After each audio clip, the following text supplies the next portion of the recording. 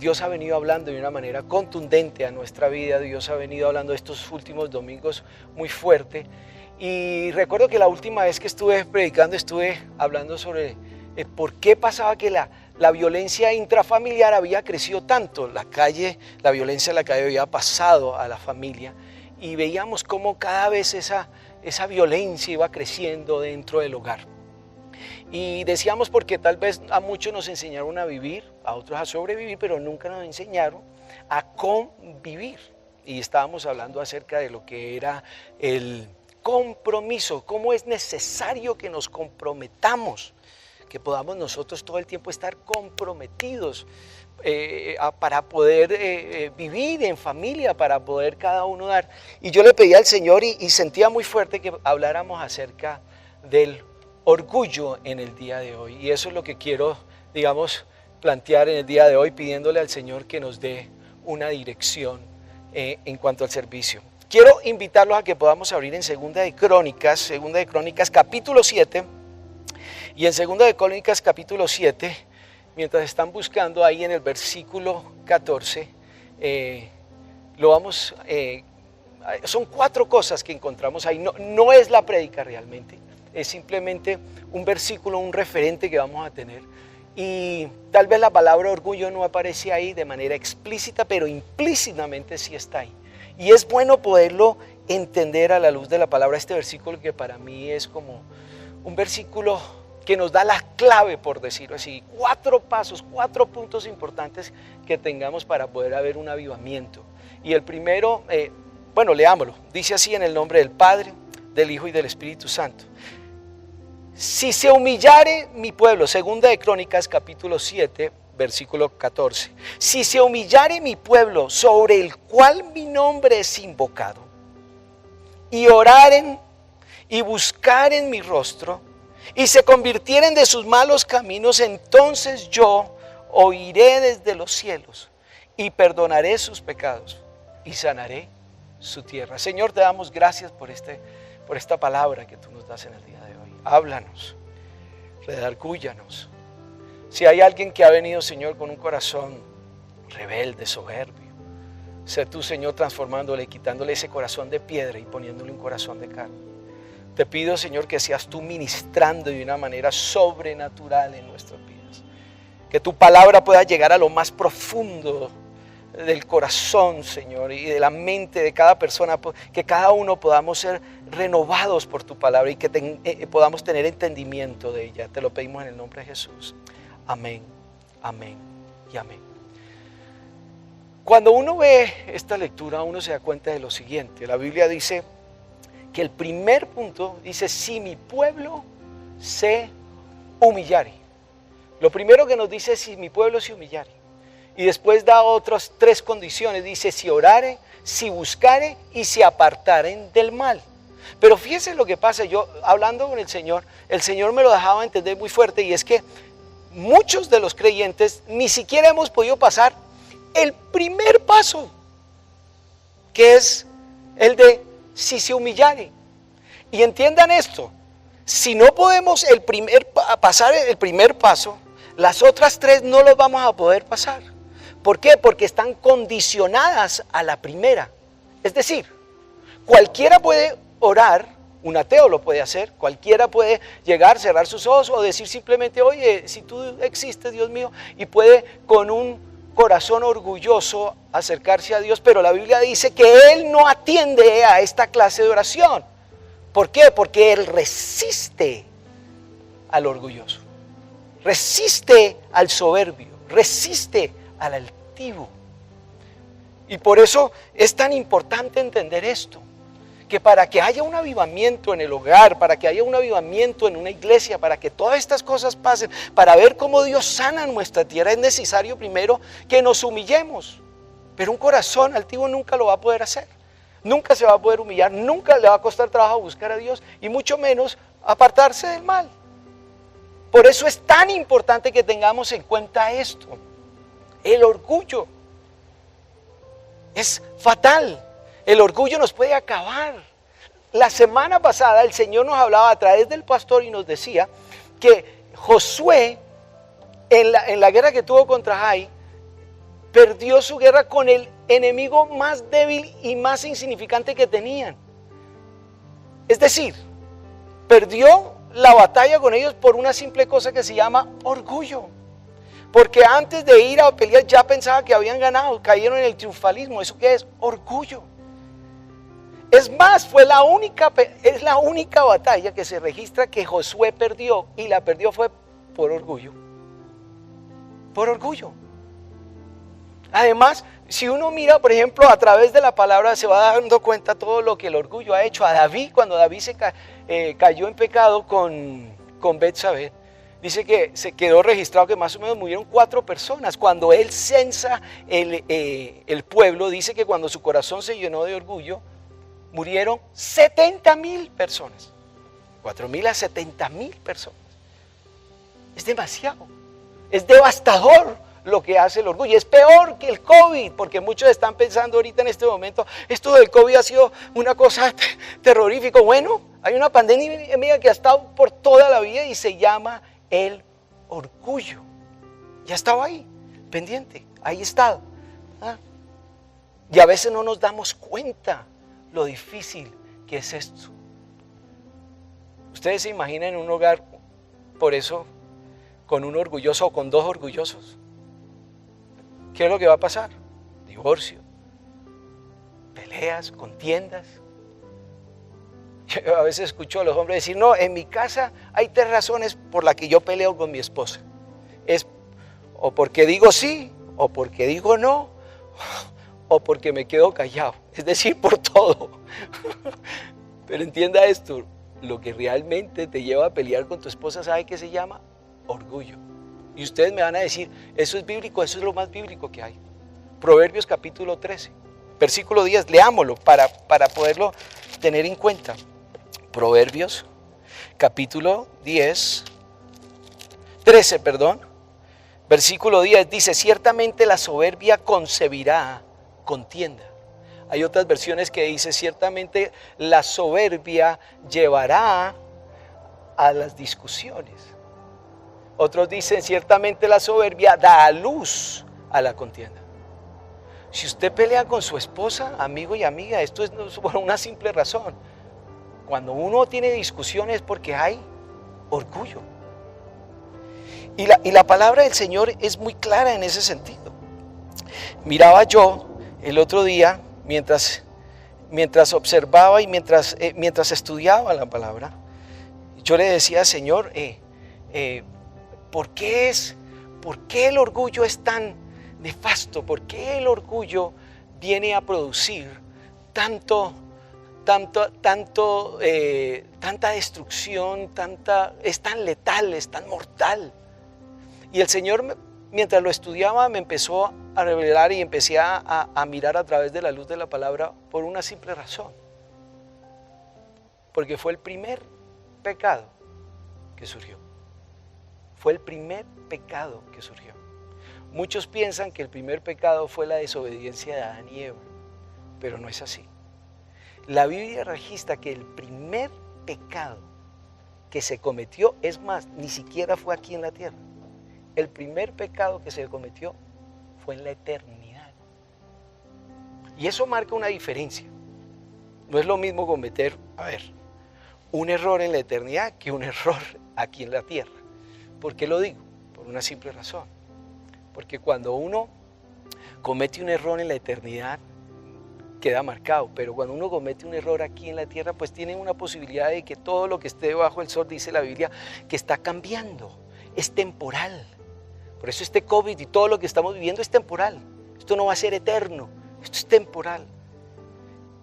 Y eso fue, y ustedes se pueden imaginar, es decir, así, que uno tenga, vamos a poner un ejemplo para que me puedan entender. Imagínese que usted se casó y le tocó una suegra de esas malgeniadas, que todo el tiempo le está hablando al oído, que todo el tiempo le da cantaleta. O sea, no lo hizo la mamá y sí lo viene haciendo la suegra. Entonces imagínense esa clase de suegra. Pero la Biblia dice que todo lo que está aquí en la tierra va a ser temporal. O sea, llegará un día que ella va a parar. ¿Por qué? Por X o Y motivo, porque Dios se la lleva, porque la trastió, bueno, en fin, pero todo va a parar, porque aquí en la tierra todo es momentáneo y aquí en la tierra todo pasajero. Ahora imagínense una suegra en la eternidad. Que uno no puede ni dormir, que todo el tiempo uno la tiene ahí, eso es lo más mortal que hay. Bueno, eso fue lo que realmente le pasó a Satanás, a Lucifer.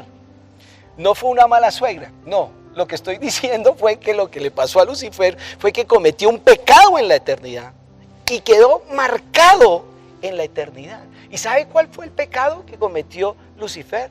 Dice que quiso ser como Dios, es decir, quiso llegar a ser orgulloso. Y cuando cae el orgullo, lo primero que hay que entender es que todo el que cae en el orgullo va a ser destituido. Y la Biblia dice que lo destituyó de la gloria de Dios. Cayó. Por eso la Biblia dice, mire el fuerte que no caiga. El que se las da de muy grande, el siguiente paso es la caída. Eso es lo que nos lleva al orgullo. Satanás, estando en el cielo, cayó a la tierra. ¿Y sabe cómo empezó a trabajar en la tierra? Todos dicen, no, es que Adán y Eva cometieron el error de desobedecerle al Señor. No, Adán y Eva cayeron en el orgullo antes de desobedecer al Señor. Porque el enemigo lo que le dijo es, ¿y quién te dijo que no puedes comer? Y Satanás y Eva le dijo, el Señor dijo que de todo árbol podíamos comer, pero de este árbol no. Sabe Dios muy bien que el día que tú comas vas a ser igual a Él. Se llama orgullo. Es decir, es la estrategia que Satanás ha tenido durante mucho tiempo. El orgullo, para poder doblegar a sus hijos, doblegar a los hijos del Señor. Y fíjese que comenzó con el orgullo, y eso mismo pasó después con Caín y Abel. Por orgullo se comete el primer crimen, el primer asesinato que aparece en la Biblia. ¿Sabe cuál fue? Por causa de orgullo. Caín mató a Abel porque vio que la ofrenda de Abel subía, pero la de él no. Y entonces empezó a sentir rabia, odio, y comenzó a caer en el orgullo. Y si seguimos en la historia vamos a ver cómo el orgullo comenzó a trabajar. Fue el primer pecado y podríamos decir que es como la raíz de todo. Cuando uno estudia, por ejemplo, y ve a través de la historia los 7 pecados capitales, que es un término que lo surge en la Iglesia Católica en el siglo V con el Papa Gregorio Magno, ustedes van a encontrar, y que después más adelante como en el siglo XII aparece Tomás de Aquino y le da el nombre de los 7 pecados capitales, y él dice por qué le ponen los nombres del 7, o da la explicación por qué los 7 pecados capitales, y él dice que no por la gravedad, que son más graves que los otros, sino porque él dice que estos pecados producen a los demás. Pero si uno lo ve bíblicamente se va a encontrar que el que produce los demás es el orgullo. Porque fue el primer pecado que se originó. Y de ahí comenzó a esparcirse todo. La Biblia dice en Proverbios capítulo 6, dice 6 cosas Dios aborrecía, aún 7. Y la primera que aparece, leámoslo, Proverbios capítulo 6, Proverbios capítulo 6, versículo, a ver, 16, dice 6 cosas aborrece Jehová y aún 7 aborrece su alma: los ojos altivos, o sea el orgullo, ojos altivos, la lengua mentirosa, las manos derramadoras de sangre inocentes, el corazón que maquina pensamientos inicuos, los pies presurosos para correr al mal, el testigo falso que habla mentiras y el que siembra discordia entre hermanos. Pero fíjense lo que pasa aquí, la que encabeza la lista es la soberbia, es decir, el orgullo. Y aquí quiero hacer, digamos, un alto en el camino, porque quisiera que pudiéramos entender qué clase de orgullo estoy hablando. Y una cosa es sentirse orgulloso y otra muy diferente, ser orgulloso. Son 2 cosas totalmente diferentes. Están muy ligadas, pero son diferentes. Una cosa es ser orgulloso y otra cosa es sentirse orgulloso. Uno puede sentirse orgulloso, claro. Todos en algún momento nos hemos sentido orgullosos. Yo me siento orgulloso de ser padre de 2 hijos maravillosos. Creo que todos nos sentimos orgullosos de ser hijos de Dios. El mismo apóstol Pablo lo decía a los corintios: me siento orgulloso de que ustedes hayan seguido lo que yo les he recomendado. El apóstol Pablo lo utilizaba. Pero fíjense que aquí es donde está el problema. Cuando el orgullo que yo estoy hablando es aquel que se pasa los límites. Es decir, lo que habla la Biblia es cuando se transgrede. Cuando uno transgrede la ley es cuando uno pasa los límites. Y es como todo en la vida. Todo lo que llevemos a los extremos, a lo que llevemos a pasarnos de los límites, nos va a traer consecuencias. Comer. Cuando uno come, pues es natural que nosotros comamos. Pero si lo llevamos al extremo, si nos pasamos la línea, si nos pasamos el límite, ¿qué es lo que vamos a caer? En la gula. O por ejemplo, el que le gusta descansar. Descansar es uno de los mandamientos que el Señor nos ha dejado. Pero si me paso los límites, puedo llegar ¿a qué? A lo que conocemos como la pereza. El que, por ejemplo, el que ama o con mucho amor, con mucha pasión, puede fácilmente caer en la lujuria. Es decir, están los límites. Si nos queremos conservar todo el tiempo y queremos conservar a nuestros familiares y a todo lo que está a nuestro alrededor, podemos caer en la avaricia. Todo lo que nos lleve a pasar los límites vamos a tener consecuencias. Y de ese orgullo es el que estoy hablando. Y fíjense que cuando uno lee la palabra de Dios, es interesante porque la Biblia casi es muy difícil que veas la palabra orgullo. La palabra que aparece en la Biblia es el altivo de corazón, el altivez, el soberbio, el altivo de espíritu. Hay cualquier cantidad de nombres que clasifican, pero quiero utilizar la palabra orgullo para que podamos todos entender qué clase de orgullo estoy hablando. Ese orgullo extremista, ese orgullo que nos pasa los límites. Ahora, cuando uno habla de este orgullo, lo primero que uno entiende es aquel que mira tal vez por encima a los demás, que se sobrevalora, no que se valora, sino que se sobrevalora. El apóstol Pablo lo decía también, decía: por favor, que ninguno de ustedes, en Romanos, ninguno de ustedes tengan mayor concepto, no se sobrevalore, mayor concepto del que deben de tener. Y creo que a veces en eso, la ciencia, y en los últimos tiempos vemos como todo el tiempo nos están diciendo lo que hay que pensar es que somos más. Y ese más a veces nos puede llevar a mirar a los demás por encima de nuestro hombro. Recuerdo a Cassius Clay, Muhammad Ali, uno de los hombres, pues, de los mejores boxeadores que ha sacado la historia. Y era un tipo súper soberbio. En sus entrevistas llegaba, decía: yo soy el mejor, no hay ninguno por encima mío. Y tuvo una anécdota alguna vez, estando en el avión, se sentó y dice que la azafata llegó, empezó a decir: señores pasajeros, por favor, necesitamos que todos abrochen su cinturón. Y dice que Muhammad Ali apenas se rió, ella se quedó mirándolo, se le acercó y: señor Cassius Clay, por favor, es necesario que usted se abroche su cinturón. El hombre le dijo: ¿y usted no sabe quién soy yo? La típica, la que todos conocemos. Usted no sabe quién soy yo. Es un acto de orgullo como nunca nos podemos imaginar. Es el tope del orgullo, el siempre querer decir quién soy. Alguien decía por ahí: es mejor que los demás hablen de qué cosas has podido conquistar, a que tú estés haciendo alarde de lo que has podido conquistar. Es mejor que los demás hablen y que estén diciendo: hombre, este hombre, qué buen actor ese tipo, excelente actor. Pero el punto fue este: Cassius Clay se sienta y empieza a decir: usted no sabe quién soy yo. Y la azafata le dice: claro que sé quién eres, es el señor Cassius Clay. Y dijo: bueno, Pues para que entiendas, Superman no necesita cinturón de seguridad.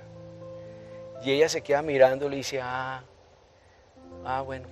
Pero también puedo decirle algo y él, claro, que yo sepa, Superman no necesita un avión para volar. ¿Qué hace aquí? Eso le pasa al orgulloso. Siempre queda como un tonto.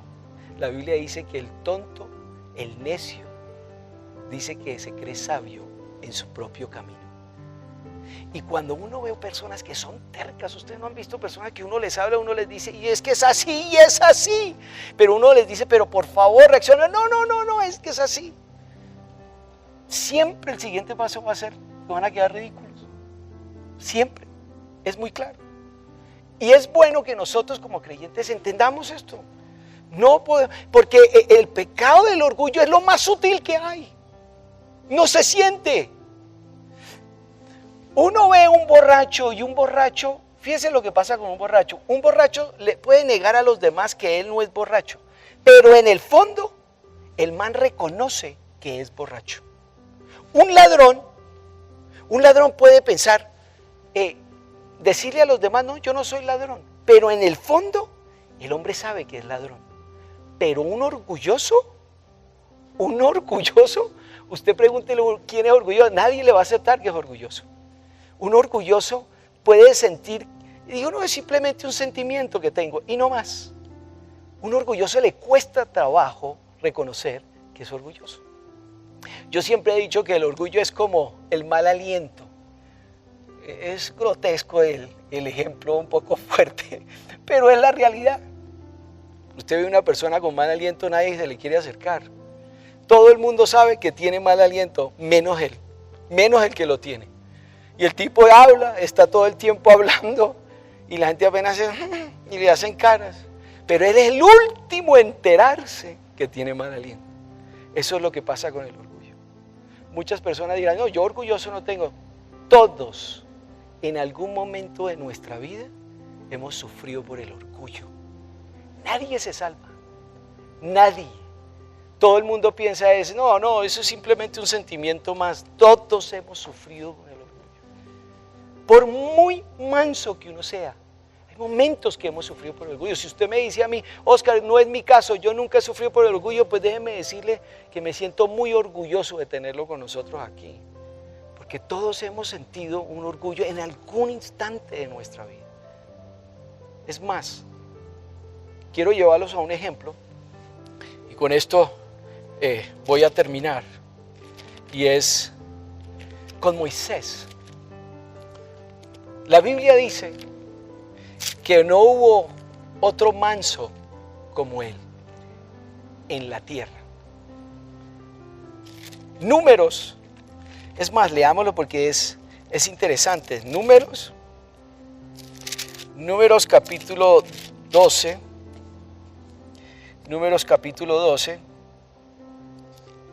versículo 3. Mira lo que dice acá. Y aquel varón Moisés era muy manso, más que todos los hombres que habían sobre la tierra.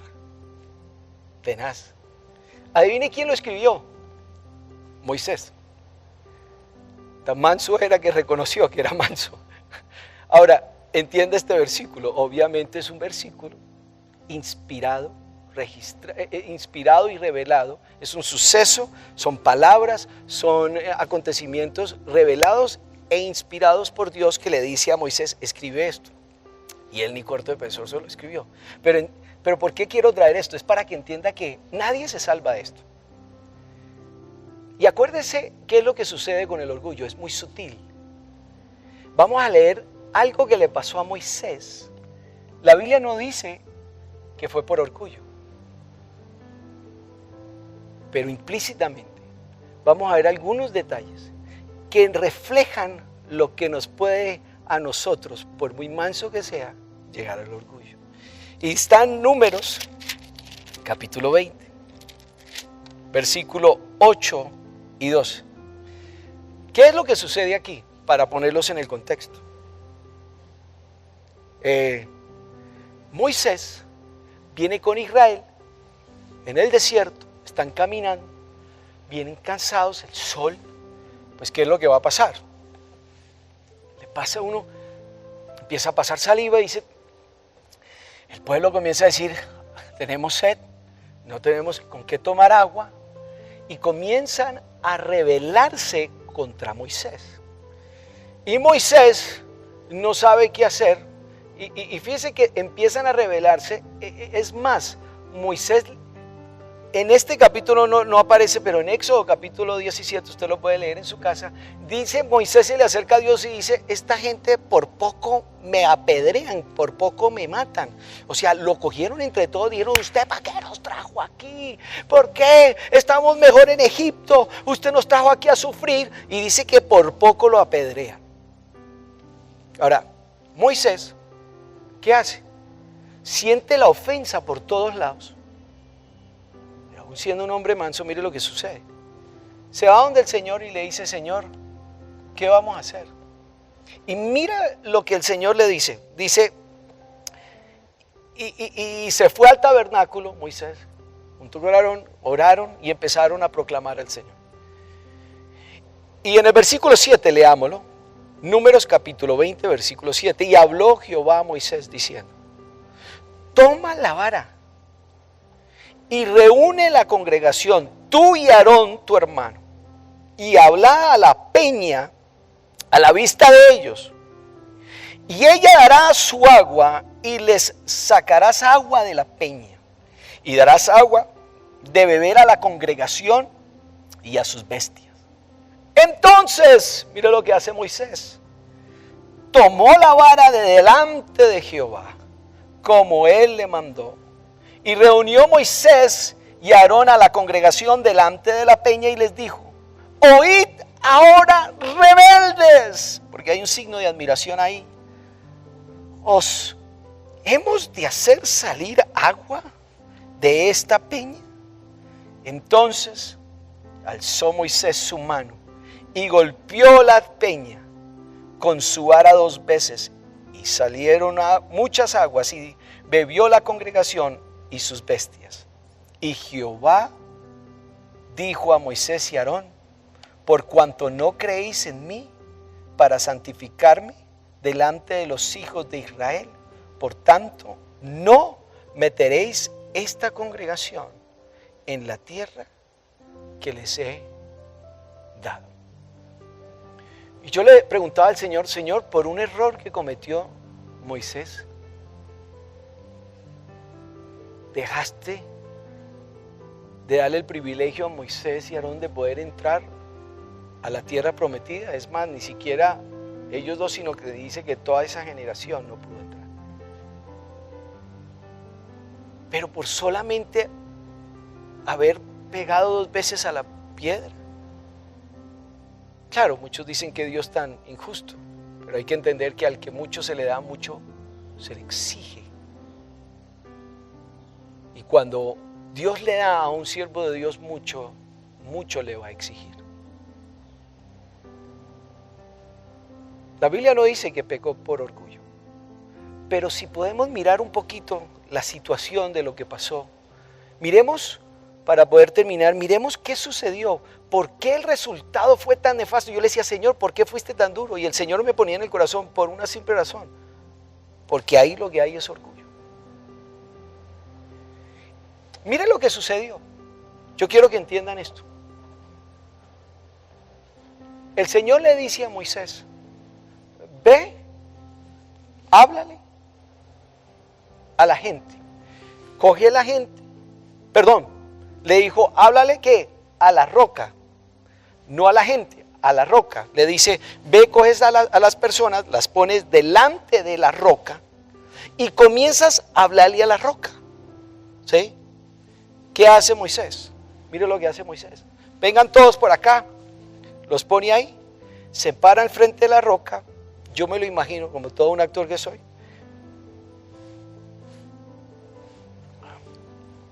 Se voltea y en cambio de hacer lo que el Señor le dijo que le hablara a la roca, comienza a hablarle a la gente.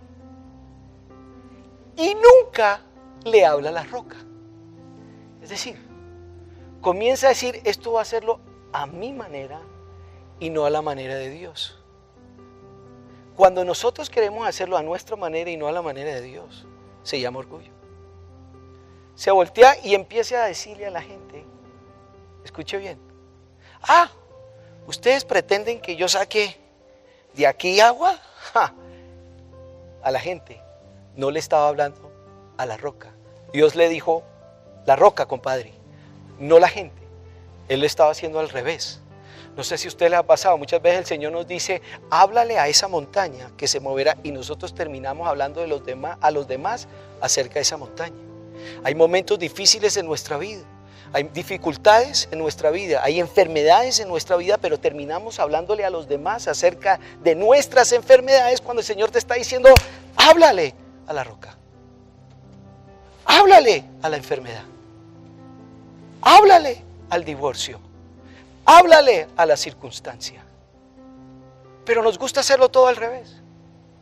Terminamos hablándole, hermano, por favor, ore por mí porque voy para el hospital.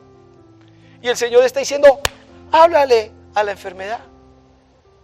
Yo te he dicho que si le dijeras a esa montaña que se moverá, se moverá. Ahora, no hemos visto una montaña, era una manera simbólica que el Señor está diciendo, háblale a la situación.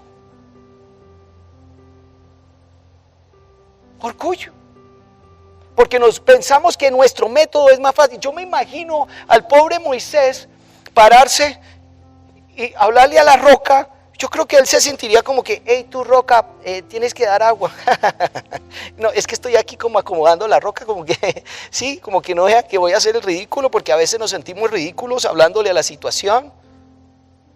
El mundo va a decir, se volvió loco, pero es el método de Dios. Háblale a la situación, no le hables a la gente. Dios tiene un método para todos nosotros. Y cuando lo hacemos a nuestra manera vamos a sufrir. Porque empieza el orgullo. No, yo no creo que es así. Es mejor así.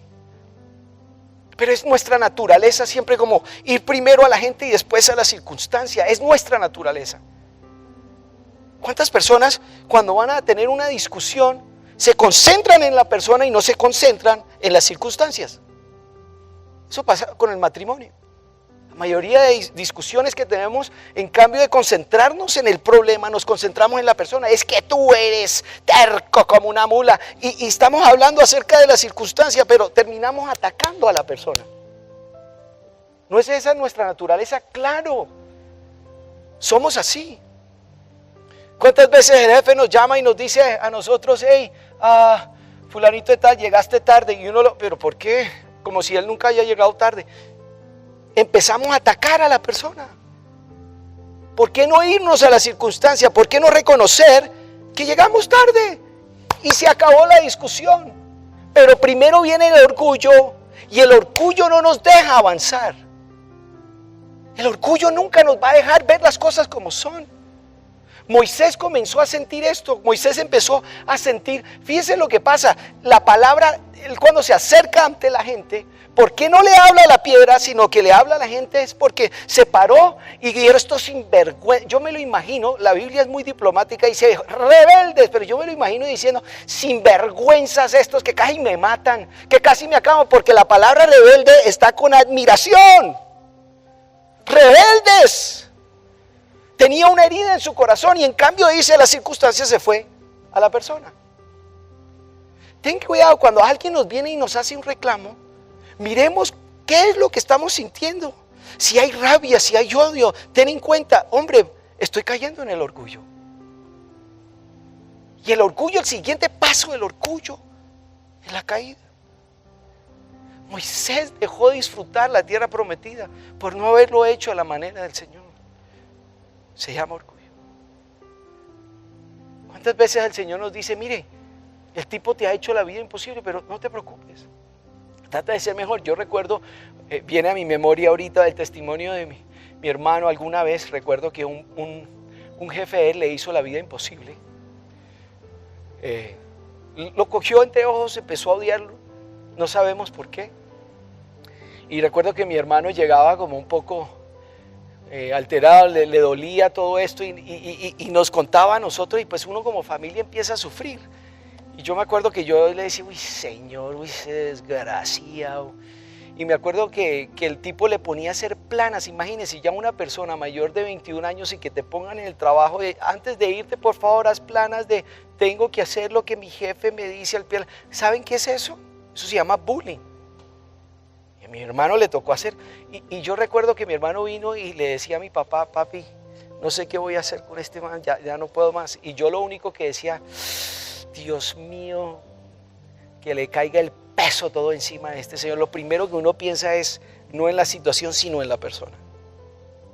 Y me acuerdo que papá dijo, vamos a orar. Y yo lo primero que dije, amén. Vamos a orar para que ese incircunciso desgraciado Dios le ponga la mano encima y le vaya mal. Y me acuerdo que mi papá dijo, eso no vamos a orar. Vamos a orar para que Dios lo bendiga a él. Y para que tu hermano tenga gracia en todo lo que haga. Y yo, ¿cómo? ¿Sabe qué me di cuenta? Tenía orgullo en mi corazón. Esos sentimientos de uno querer acabar a las personas. ¿Por qué no irnos a las circunstancias y hablar de las circunstancias? Pero es nuestra naturaleza ir y hablarle a las personas, atacarlas. Moisés cometió un grave error. Y entienda esto, iglesia.